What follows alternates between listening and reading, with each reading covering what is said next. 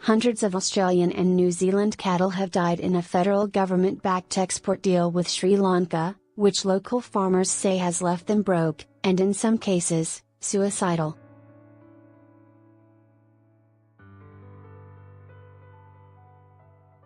Farmers and animal rights groups, as well as Sri Lanka's own auditor-general, want the export project stopped because they say it is poorly planned and inhumane.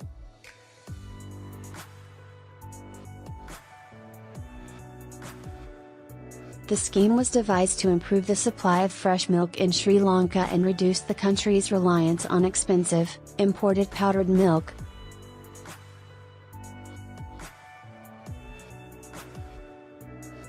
Angry Sri Lankan farmers have told the ABC the high-yielding, pregnant dairy cows they were promised were overpriced, unhealthy and infertile.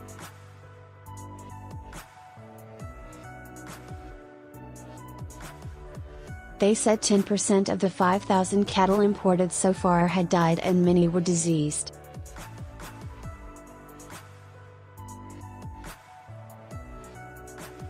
Do you know more about this story? Email investigations@abc.net.au. But Wellard, the West Australian live export company contracted to ship the cows to Sri Lanka and help establish the dairy farms, said the mortality rate was closer to 9%, but overall the scheme was a success.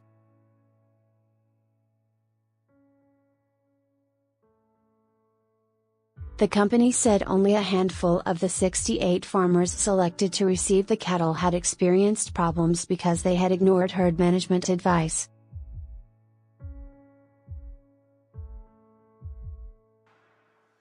I have a cemetery, not a farm. The ABC has been contacted by multiple farmers, as well as the Ceylon Cattle Farmers Federation, to raise concerns about the scheme.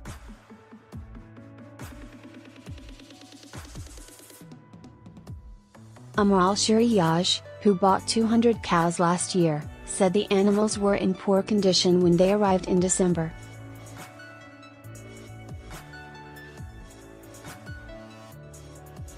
My staff said it looks like they have not come from Australia. Looks like they come from Ethiopia, Mr. Shuriyaj said.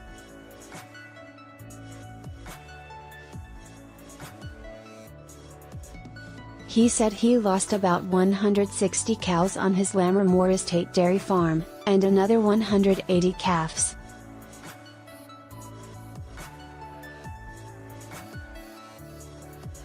He said he would be forced to cull the remaining 40 cows because some had the highly contagious disease Mycoplasma bovis.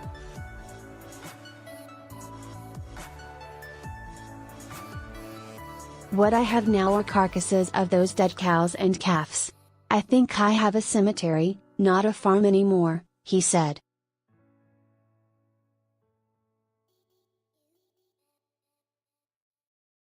Sri Lankan business consultant Muhammad Musukrial told the ABC the cows were the wrong breed for the climate, making them susceptible to disease, and farmers could not make a profit because of poor milk yield and low conception rates.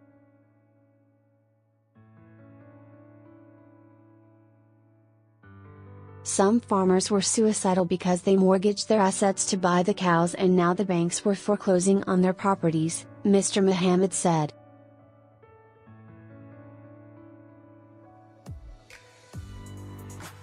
He said each cow cost up almost double what it was worth, with investors paying 200,000 Sri Lankan rupees, 1,620 Australian dollars, instead of 120,000 Sri Lankan rupees, 974 Australian dollars, per cow.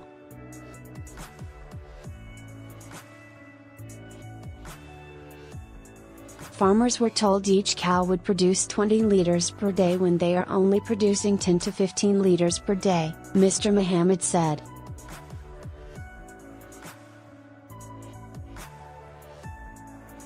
He said the milk was selling for less than promised, and a special imported feed the cows needed turned out to cost more than double what they were told it would.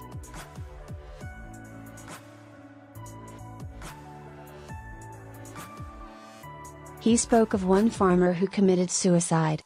All of them have lost their dreams, he said.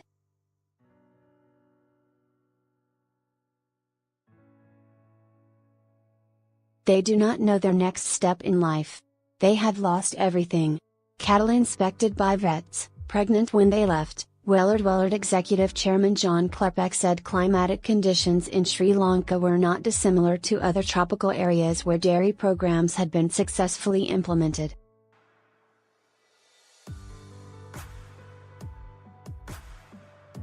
I've been to one personally myself where the output of the dairy cattle are double what we experience here in Australia, Mr. Klepek said.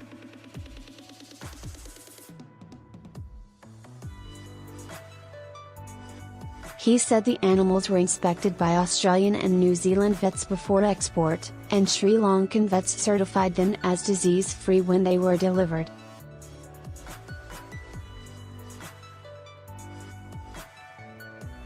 They were all past fit for purpose, and in terms of the pregnancy issue, all the dairy heifers were signed off as pregnant when they went onto the ship, Mr. Klepek said.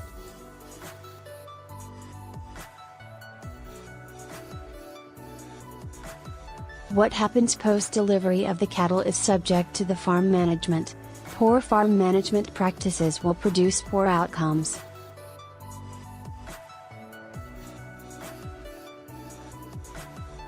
He said a small recalcitrant group of farmers had refused to follow the advice.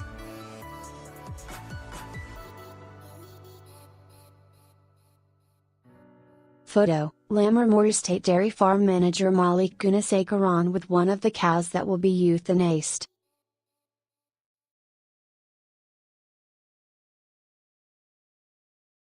ABC News, Siobhan Hinu, the specific mortality rate that you're referring to on that particular farm, accounts for the large amount of abnormal deaths that occurred on the second shipment, Mr. Klepek said.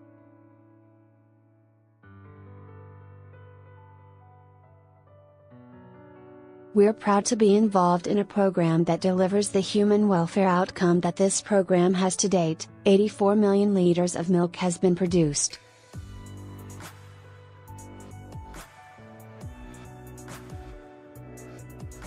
Under the deal, Wellard was contracted to import 20,000 dairy cows to Sri Lanka between 2012 and 2019.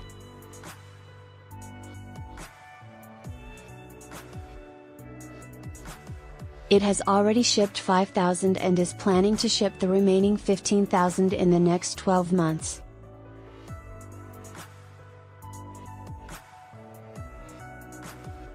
Under the terms of the project, underwritten by the Australian government's Export Credit Agency, EFIC, Wellard was required to provide Sri Lankan farmers with facilities, training and veterinary support.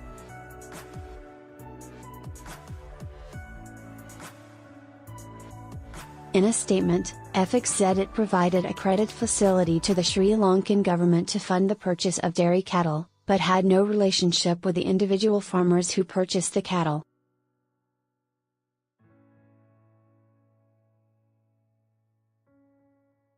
EFIC provided the facility after the transaction was deemed to meet the necessary International Finance Corporation's environmental, health, and safety guidelines, the statement said.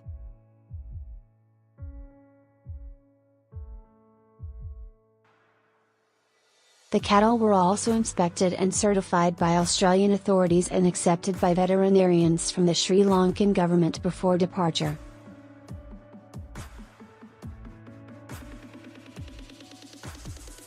The Sri Lankan government has responsibility for the program after the cattle arrive in Sri Lanka.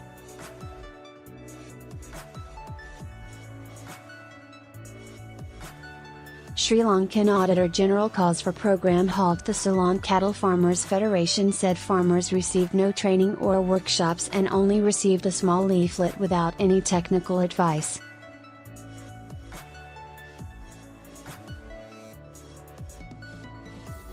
In a Deming report published in May, Sri Lankan Auditor-General Gamini Wijasinke described the project as an unbearable burden to the government, and said project planners had misled farmers, who had suffered financial difficulty and mental distress.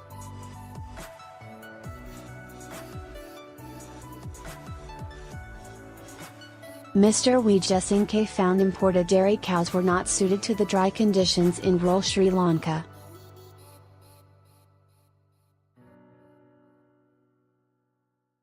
He said their lifespans were short, their fertility rate low, and they were highly vulnerable to disease.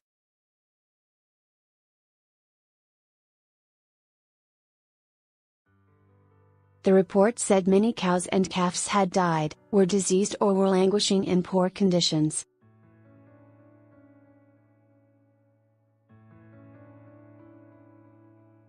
Mr. Wijesinke noted that as far back as 2008, the Sri Lankan Planning Department found that imported cows were climatically unfit for Sri Lanka.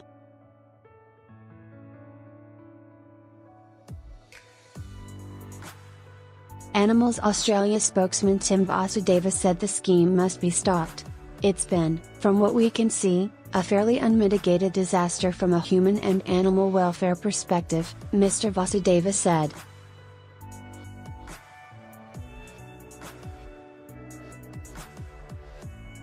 Mr. Vasudeva said the situation highlighted the need for changes to welfare standards for live export cattle.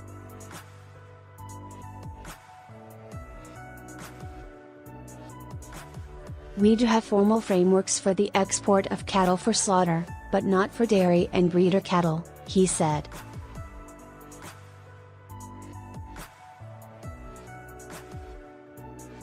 So basically that means those welfare protections just aren't there. The Ceylon Cattle Farmers Association also wants the scheme stopped and farmers to be given refunds and reimbursed for their losses.